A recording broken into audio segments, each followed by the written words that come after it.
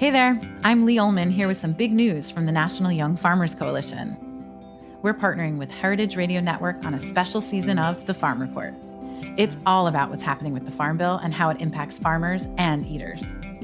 I am growing diversified vegetables on land that's been in our family for 150 years. And so with the pandemic, gentrification, property values going up, we had to sell the land and we lost it.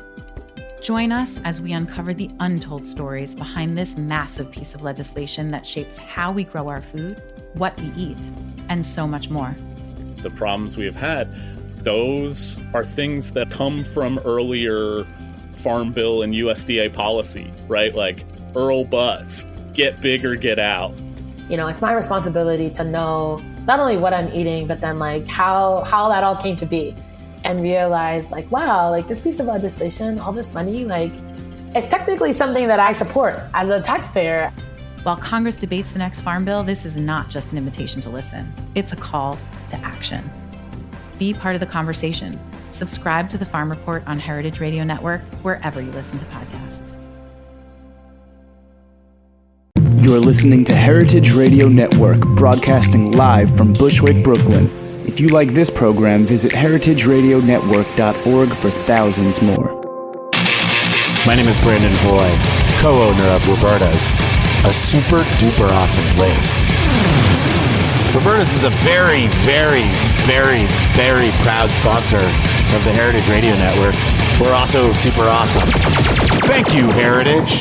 Hello, Mr. and Mrs. America, from border to border, coast to coast, and all the ships at sea. Streaming live from the County of Kings, Brooklyn, New York City, on the Heritage Radio Network. Are you ready for the fastest half hour on the internet today? It's the Mike and Judy Show, spanning the globe for high-minded hijinks and lowbrow kinks to bring you the best in sex, drugs, rock and roll, and nuclear fission. They're too bad for radio and too good-looking for television. And now, here they are, to pluck the low-hanging fruit of the literati. Your hosts, Mike Edison and Judy McGuire. All right, the low-hanging fruit of the literati. I don't think this Val Frankel, author of 5 million books, counts as low-hanging Absolutely fruit. not. She's one of our favorites, and despite the fact that she is the woman behind the women. Oh, well, she's the woman in front of the women, too. Yeah, seriously. It worked out so well with Snooki, you're now a mob wife. I am. I'm a mob wife, and I hang out in Staten Island. Val Frankel is the author. Her latest ghost gig, is it even a ghost? It is. It's a secret. So Val wrote Big Angie's book. You're out, baby. You're so out. I'm at Linda Stasi in the New York Post. My name is the last two words in the entire book, like the last line of the acknowledgement page at the very back. And Linda Stasi of the Post said, "There's no way Big Andrew wrote this." And then she's like, and I had to get to the very last line of the book to say, "Oh, it was Val Frankel." Well, of course it was. She outed you, so we could. She did out me in the Post. So well, we're going to talk about Big Ange. We're going to talk about the Mafia. We're going to talk about the Jersey Shore. We're going to talk about banned books. Can we start with banned books? Yes, and it's not BAND books. It's books that are forbidden. That's right, banned. BANNED as in banned and censored. And this week is going to be my 5th annual banned book party. It's happening. Yay! Congrats. Jack, sound effect. Yeah, a little quicker with the applause button, Jack, please. Thank you. Okay, kittens. What are you going to do for kittens? Quick, kittens. There's kittens. This week will be the 5th annual banned book party. It's happening at the 92nd Street Y Tribeca this Friday, which is the 28th. It's a 9 o'clock start. And, of course, Judy, you're going to be a big part of it. I'm going to be part of it, I can't wait. Indeed. Reading from your awesome new-ish book, the official book of sex, drugs, and rock and roll lists, which is as smart and filthy as it gets. Great toilet reading. It is great toilet reading. Yeah. I third that emotion. And, I just got off the phone with Joe McGinty from the Losers Lounge, who's going to be sitting in on keyboards with us Friday night. I'm really thrilled. We've got an all-star band with Bob Burt from formerly of Sonic Youth and Pussy Galore, and D-Pop on drums with the Bush Tetris and the Gun Club, to name but two. And Are you going to play the theremin again? I'm going to whip out that theremin. I'm going to do some damage. And we've got great guests, Judy McGuire. Mike Albo is going to join us. Oh. The great Kevin Mayer. Mike Albo. Oh, my God. Right? I love him. I love him, too. And he's a sexy man. And our big Sexy gay man. And our big surprise, Val, this year, we're having mono mommy porn. Oh. It will be Lady Chatterley's Lover versus 50 Shades of Grey. And I have a very special S&M soccer mom. Oh. That's Reeboks and a dog collar to be representing that 50 Shades of Nonsense book. Ah, okay. Which I'm shocked to have found out that my mother has read in. Also, it's. What do you think? I mean, as a former pornographer, what do you think about? Baby, once a pornographer, always a pornographer. It's like being a Marine or an alcoholic. Yeah, I'm. Have you read 50 Shades? I have, because I thought to make fun of it properly, I should read it because Yes, be informed. Because I'm a journalist and I'm responsible like that, and I'm here to tell you that it sucks. It's really irresponsibly bad. It's written in the fucking present tense. Pornography written in the present tense is just like no. And maybe tell you what, after the break, I actually have it on my iPad. Maybe we'll do a little dramatic reading of it. Oh, exciting! Okay, no, it's really awful. It's hardly sexy. Val, did you read it? I read it and I found the sex scenes to be, identical to each other, except for the very sexy removal of the tampon scene, where she has her period and he's like, "I'm going to pull out your tampon," and she says, "Baby, do it." So Prince Charles. Ew. It's so Dead Boy circa 1978.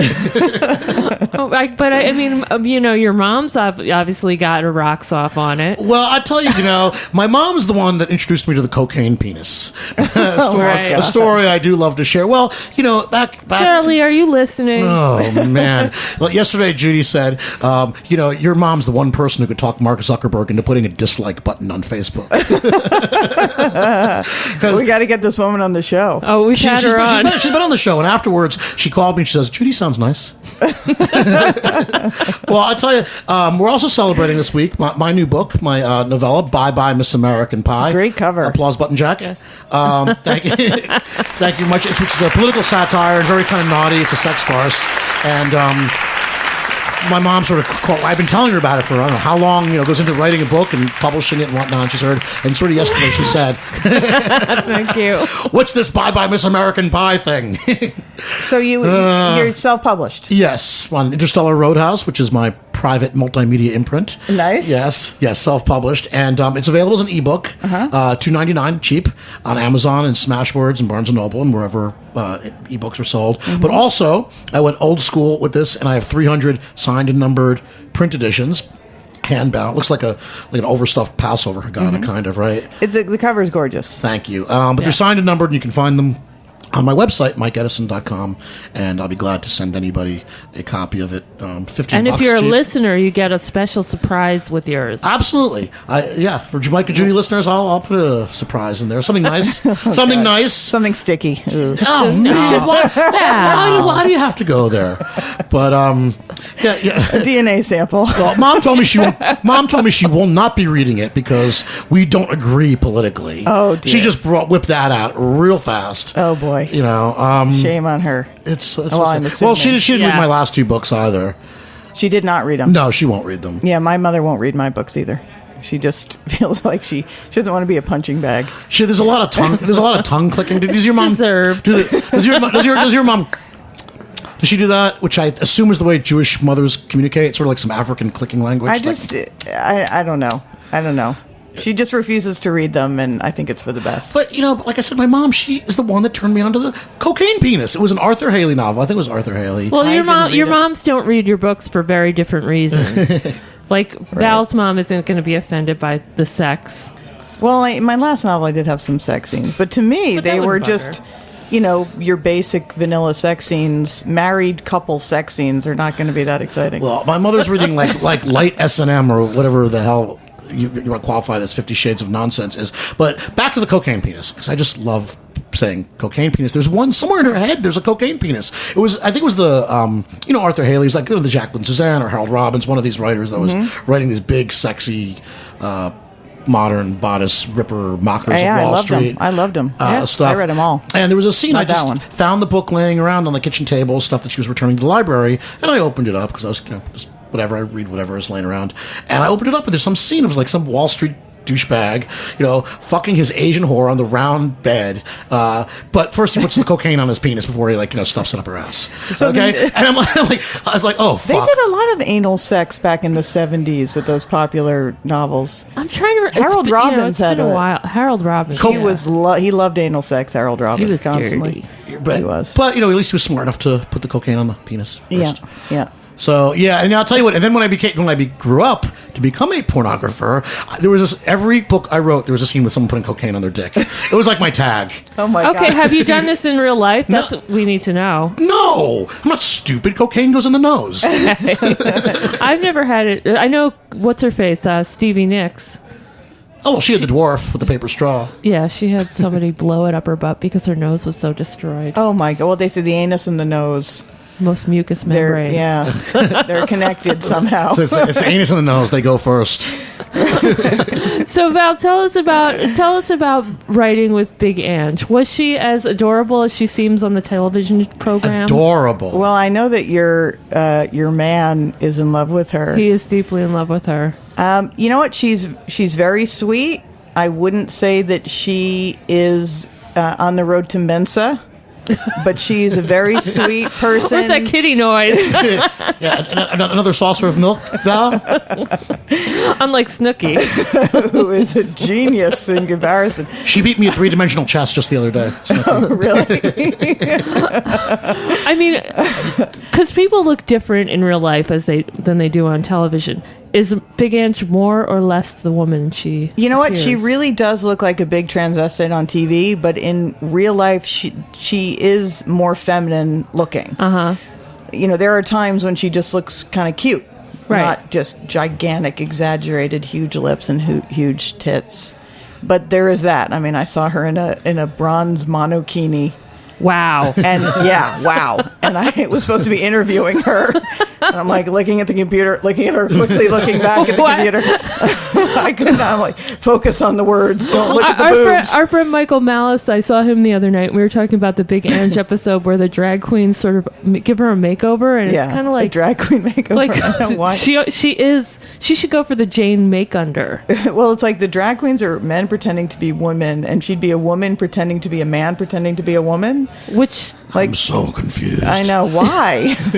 So what does Spiro? What does your boyfriend see in Big Ange? The big part, the boobs, the boobs. Plus, he's from Bay Ridge. I mean, he's born in Greece, but he's from Bay Ridge. He likes like a tough, brassy broad with big hair, big boobs, big ass. Yeah, she's got it all. And I have to, and she's a big family too. And I just do want to say that her family, I did so many interviews with her and her family. Like I did 30 interviews for the book with her friends and family, and they were fantastic. Truly. It made me long for a big, close family, which I don't really have. They were all just constantly coming in and out of each other's houses and eating and drinking. Did she make dinner for you? I've seen very little of the show, but what I did see is her spending $500 making spaghetti sauce for her son just get out of jail party. When she went to see the butcher, and basically put 9 cows, some pork and some veal. Yeah, she likes pig skin, pig knuckles. Yeah, she cooked for me a few times. Oh, that's so every awesome. time I went to to interview her, she's constantly forcing food on you, and she would serve me a plate of food like stuffed artichokes and the sauce, the gravy. They don't say sauce, right? And then I'd be interviewing her and typing, and then she would say, why aren't you eating? What's wrong with... That's a Jewish accent. I can't do it in Italian. Why aren't you eating? What's wrong with the food? Oh, but in her voice, because every time she opens her mouth, it sounds like someone stepped on a duck. Why aren't you eating? What's wrong with the food? And I'd be like, I can't eat and type at the same time. And she's like, well, why don't you just eat for a minute? And then I would miss the best thing. And have to put the food. But yeah, she's an amazing cook. Everyone in her family cooks, and all they do is eat. They're at breakfast, they're thinking about lunch. At lunch, they're thinking about dinner. At dinner, they're thinking about the next day and the snacks and the shopping. It's this Italian food It's amazing culture. they have any time to make a reality TV show. Yeah, pretty amazing. Have you been in touch with your friend Snooki since now there's Snooki +1? Yes, Snooki and I are in touch often for reasons that I cannot discuss. Oh my God, Snooki's baby guide. Oh, is her baby going to Snooki's write a book? mothering book. The baby has to It's write a gonna book. be awesome. Oh, I can't wait. That actually is a really good idea. Of course it is. Babies for spray tan. How young is too young to pierce? Hey, speaking of spray tan, did you guys see that story with Mitt Romney? Is down doing that Univision show, right? Browning it up. And he looks like a fucking Oompa Loompa. He's got so much aura. I mean, is that for realsies, or do we think that's some liberal conspiracy? Well, it might just be foundation. I mean, he looked like an Oompa Loompa. I mean, seriously, he looked like an orange lollipop. He was born in Mexico, remember? No, he was. No, he wasn't. He was. His father was born in Mexico. Right, because his grandfather had the multiple wives, and it's illegal in America. I cannot wait for that story to break. Okay, it's out. It's out. What? That the reason his family was in Mexico was for tax purposes and for the multiple wives. I haven't seen the multiple wives story. Oh, totally. It's out. I mean, that's why they weren't living in America. And who's Ann Romney sharing her bed with? She loves women. Didn't you hear her at the convention? I love women. Oh my God! Wow. So this is a good segue. Let me tell you guys about my new book. Oh my God! Well, it's a sex farce, and that's really what this is about. Is about how much sex can America handle by Miss American Pie, and you'll like this, Judy, because it's got a feminist angle to it, because it's about a female senator who slightly resembles our current Secretary of State, former presidential candidate Hillary Clinton, who was here just the other day. Yes, I can't believe that. I can't believe right? Bill and Hillary were here having pizza at Roberta's the other night. Yes. Anyway, Amazing. she gets caught fucking her cabana boy, the hot pool boy. And we've seen so many sex scandals, but how often is a woman who gets busted, right, stepping out on her husband, and she's asked to go on television to apologize and save her flagging campaign, and instead of apologizing, she gets on TV and she says, "I got mine, America. Now get yours, because you know you want it." And she rekindles a new sexual campaign. Everybody gets laid in America, and she becomes the most popular person in the world for a moment. And the campaign becomes hypersexualized, and her conservative opponent has to keep up until they're making porn movies as in lieu of campaign ads. I don't know. I think the time has arrived for this kind of book. I think so. The world is ready for that. I hope so. But the fucked up thing is, I'm watching it on TV, and aside from all the sex, just the hypocrisy, the absurdity, the nonsense, the doublespeak, and the lies, and just the cartoonish aspect of it all. I'm thinking I wrote like it was basically a documentary, as opposed to this absurdist sex farce. I think it sounds Voltairean, storybook. It sounds like who's the great satirist? Well, Christopher, like John Swift or Chris Buckley. Chris Buckley, because he did a book about a female Supreme Court justice that was sort of, she was sexy and America couldn't handle it. So this is great. America's not ready for sexy females in power. I don't think. I think we're still kind of retrograde and retarded that way, unfortunately. Yeah, probably the demise of Sarah Palin was partially motivated by that. She set feminism, boy, that awful, dirty word. I mean, she just set it back like hundreds of years. I don't think so. You don't think so? No. I don't think so either. I think that she was a woman out front, and it kind of doesn't matter what's coming out of her mouth. Well, I think she reinforced a very negative stereotype of like the pretty but ditzy. But she was taken seriously by some, and some still take her seriously. Yeah. Sadly. Hey, I think that's waning too, though. Listen, if we had only female voices arguing these things back and forth, that'd be great. Even if you know what I mean? If there was a Hillary Clinton and the Sarah Palin and that's all the voices we heard, that's okay. Well, Hillary is like super duper smart. I mean, Hillary's great. Hillary should be president. Yes. I think she'd be a great president. I was very in favor of the whole Secretary of State thing. This Libya thing is a fucking mess, though. They really screwed the pooch with this whole Libya thing. But on that happy note, what are we going to hear, Mike? I think we're going to hear some groovy music from our friends at the Dap King record label. This is the Mike and Judy Show with our friend Val Frankel. Let's take a break.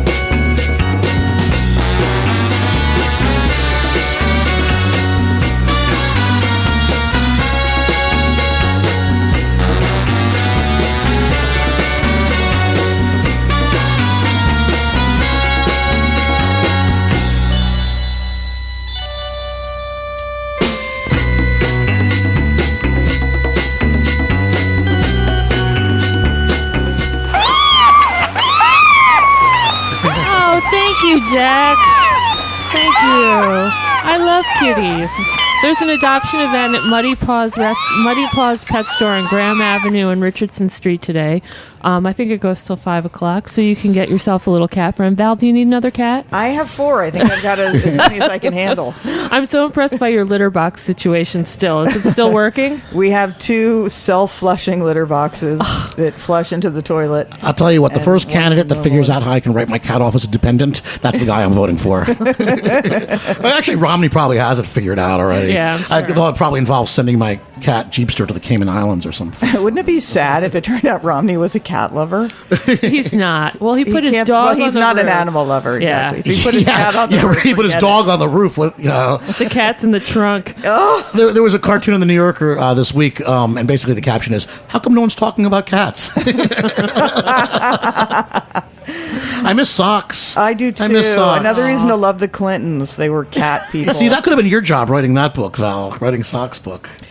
Oh, yeah. That was before I started doing ghostwriting, though. But that would have been a good Have you one. written have you ghosted for an animal yet? I have not. Snooky, hello. Oh, meow. Jack, hit the meow button. I'd like to, Oh, people are blogging about their food out in front of us. Yeah, Bill. It does look gorgeous. But I would have seen it by now. I think this is an awkward gay date, actually. This is the awkward date table in front of the studios at Roberta. We get a lot of internet dates sitting out in front of our window. I like watching them peek at themselves. That's funny. How's my look? No, I look fat. Delete. I might have done that once. I'm actually thinking I want to write the book for the cat I recently lost, Manly, the world's strongest cat. I think it's there. I think he has enough stories. Could be a kid's book. I think so. I think it could be nice. I think there's so many books with cats in the title, mystery novels and cozies and all that. So Steve, my husband, and I want to do a spy novel called "The Cat Who Ate Too Much." I'm telling you, bestseller. Take off. Bestseller. The cat who came in from the cold. Yes. the cat who ate too much. Gold story kitten. of all of my children, my cats. Yeah, you have both children and cats. I do. So many living creatures under my, and plus fish now. Oh my god! So many people, so many living things dependent on you. I know. Does it ever get overwhelming? Yes. Okay. We need a cat here at the Heritage Radio Studio, don't you think? It's a little small. So tell us about your e-publishing, your self-publishing experiment here. Well, I think, I had the idea for Bye Bye Miss American Pie actually 4 years ago, over 4 years ago, before the last election, which is probably why the protagonist has some resemblance to Hillary Clinton. But there was really no way to do what's basically like a 90-page novel. It's, it's written kind of in a storybook form. It gets kind of dirty fast, but it's really, it's a short parody. And my agent says, Mike, you're not famous for writing satire, and no one wants a 90-page book, and this is going to be impossible to get done. Well, that didn't exist 4 years ago, right? So the technology is sort of caught up, and I think it's great. It's cheap, it's $2.99, it's a blast, and of course, I'm in control of it, and it's my own imprint and whatnot. I think the stigma of self-publishing has gone away a little bit. I hope it has, anyway. I mean, certainly. Definitely. I mean, I've got a few books out, so it's not like, I've got no other recourse. I know plenty of authors who have, done traditional publishing for decades and just decided to start doing self-publishing. Like our other high school classmate, Barry Eisler's been very successful. Joni Rogers, who's another ghostwriter. She does her ghostwriting, and then she does her self-publishing, and she's happy with it. Well, I think it's great. I think this is where the world's going. I love ink on paper. I love old books. But I'll tell you what, last time BEA, the Book Expo, was in town, I went around, I was like walking around the fucking La Brea tar pits. I mean, it was just like dinosaurs dying in front of me. I thought I was going to be razzled and dazzled with people showing off what they can do with an iPad, and it wasn't. It was just the same old stuff, and people, my vibe was people just sort of watching out for their jobs and being defensive about the industry. I guess next year maybe will be the year it all comes out, but everybody seems to be taking sort of this wait-and-see attitude to see what the next guy's going to do, or for someone else to develop technology, and not really willing to take the risk themselves. And I think that's, they're on the road to extinction with that attitude. Well, everyone is just clinging to the way things were, like always. And we'll see. I've been doing some more poking around with ebook originals, dollar books, dollar novels, genre books. And so far, I have to say that the quality is significantly lower than traditional publishing. There's no question about it. No question about it. And so you just said, do I want to read 10 shitty novels or one great novel? Well, I mean, I really tried to go the distance with this. Aside from trying to write a great book, I had it looked at by scrupulous editors. I had a group of readers. I went the distance with the design. Right. If only there could be some kind of middle ground between traditional publishing, which is going to be tight, versus most self-published authors, which are putting out crap, and then the sort of professional self-publishing, a middle ground. Right. Well, I think, if you do it, people know, oh, look, Val Frankel, we loved her books in the past. We know she's a professional. They know they're going to get something that's quality. You're not just going to, write something on the back of a paper plate and throw it up on the internet. That's not, hopefully, that's not the way it's going to happen. When it hits air, it's going to have been, handled in a professional, scrupulous manner. The marketing aspect of it and the distribution. Well, there's that thing. It's the same thing as with music on the internet too. I can make a record on my iBook and pop it up on to iTunes and whatever else. And technically, I guess I have the same distribution now as Prince. Right. Right. But in publishing, it's like It's so important to get review attention. Yeah. There was a woman who did a Kindle original, and she bought a review on Kirkus, which you can do apparently for $50 or something. Really? And then she just got the ball rolling that way, like buying reviews, buying customer reviews. It is hard, and I'm obviously trying to use social media, and I'm all over the Facebook and Twitter, Mr. Mike Edison, at Mr. Mike Edison, if anybody wants to read my wise-ass comments and shameless self-promotion. It is hard. And then someone says, oh, we don't review ebooks. I'm like, well, what the fuck's that all about? I mean, is what I wrote less legitimate because it's not on paper? It's just that it hasn't been through, the gates. Do you know what I mean? But I thought it was a weird thing to say. That's our policy, and didn't give any attention. Like, oh, it's Mike. He's written 2 well-received books, and and blah blah blah. And we've covered his books before, and our audience likes him, and he's been receptive. And we're talking about like a website that I've actually guest blogged on. And they're like, oh no, Mike, we don't do. And it's a ebooks. website. Right. Right. That's really funny. Right.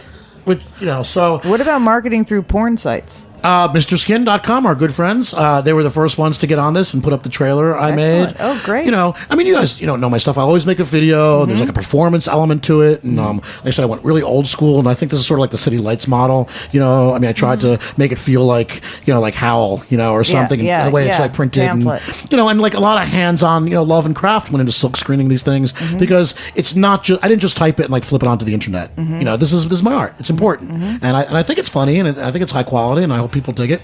I read it. It's funny. Bye Miss American Pie. But Val, didn't you put out your early books on ebook? I did. This is a trend now for people whose books are out of print. I mean, these are books I wrote in the 90s, mystery novels that went out of print 20 years ago. And now we had them digitalized or whatever it is. And now they're ebook original. Well, they're not ebook originals, but ebooks available. And I'm making more money selling these 20-year-old mystery novels digitally than I ever did traditionally. That's great. Well, I'm selling more copies. I'm not making more money. Well, people are willing to buy something for $3 that they didn't buy for, $10. Well, I think the Kindle's great. I mean, why not? If people are reading my stuff, awesome. Right. And the good news is my old porn novels are going to be coming out as ebooks. Oh, good. And I just sort of, I was actually going to bring them out this fall. I decided to wait till after Bye Bye Miss American Pie, spend whatever publicity cash and capital I have. But His Black Boyfriend, my interracial wrestling masterpiece, is going to be out in time for Christmas. I think Merry Christmas. That's worth probably $1.99, maybe 99 cents, as Mandy Shame and Busting Susan's Cherry. Great. Well, the pricing is so important. So you're doing $2.99, which guarantees you 70% of royalties. Right. It's right. There's the formula. Yeah. So if you price it under $2.99, then Amazon gets like 50%. A bigger cut. But I mean, I think in terms of Bye Bye Miss American Pie, it's it's got some literary component to it. It's a little bit more than some porn book that I wrote 20 years ago. Maybe those you put out for $1, sure, for a period of time. Yeah, and then raise the price. And I think the stuff is great. I think His Black Boyfriend is sort of my masterpiece. Your signature? It really is. It really does. It's very tender. It's it's really the story. It's a thinly based. All right. It's the chiaroscuro of black on white love. It's really it's all about the white man's spunk on a black man's body. Oh, that is beautiful. Gorgeous. Does it make it any better if I tell you that the characters are based on Hulk Hogan and Mr. T in the first WrestleMania? No. Hulk Hogan. Wow. Val, before we leave, what do you have coming up next? Well, I have a paperback edition of It's Hard Not to Hate You, memoir. And I have a novel out called Four of a Kind. And the Big Ange book is out right now. It's called Bigger is Better. Everyone, please, if you're a Big Ange fan, check it out. It's pretty good. She's funny. And then I have a few projects in the works that some I can and some I can't talk about. Like the Snooki parenting book. And people can find you at ValerieFrankel.com, right? Right, yes. You are so fucking prolific. I mean, you've been out for a long... Don't say that. I know, because that says sausage maker to me. No, I don't think so. Your stuff's great. I mean, the fact that, look, Elvis Costello puts out a lot of records, and people write at the speed that they can do it. That's it. And you're a professional. People say that I'm prolific. The ghostwriting I don't think things, so much. the Big Ange book, start to finish, took 6 weeks. Wow. Like from when I got the job to when it was to the press. See, that's awesome, but that's because you're a professional. It was just one of those, she looks like she's going to be a star. Let's get a book out right away. Writing fast doesn't mean writing poorly. No. Absolutely. When I used to write the porn books, they say, we don't mind good writing as long as it doesn't slow you down. On that note. Once again, the fastest 30 minutes on the internet today. It's the Mike and Judy Show on Heritage Radio here at Roberta's in Bushwick. Thanks to Val Frankel. Thank you, guys. And Jack Inslee, engineer to the stars. And see you guys next week at the band book party, September 28th at 92nd Street Y, Tribeca, starring Judy McGuire and a host of others.